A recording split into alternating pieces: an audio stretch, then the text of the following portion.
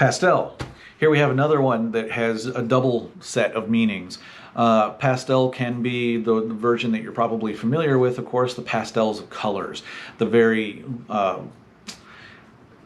they're white added to it to be very soft colors, very off hues, things like, an eggshell pink or whatever kinds of things.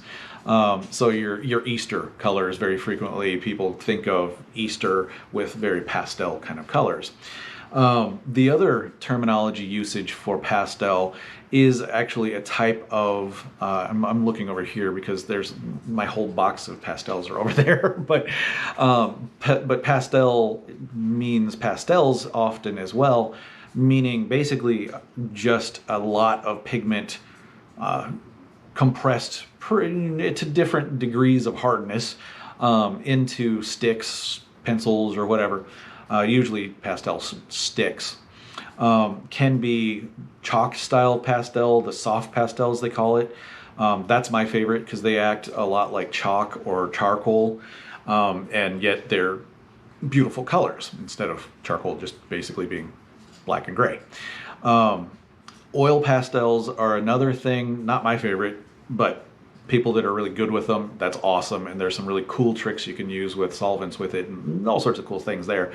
But oil pastels are basically just what the terminology means. It's actually the pigment of pastels but mixed in with oils, so it becomes kind of a soft crayon sort of material.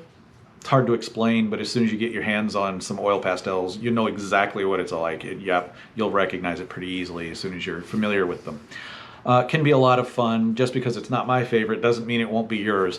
Give those a try. I'd also suggest the soft pastels. You can get those for relatively inexpensive and small set, and boy, you can do all sorts of really awesome stuff with them. So I'll talk more about drawing tools and processes in another video, so we'll talk about the other cool details later on sometime. Until then, we'll move to the next term.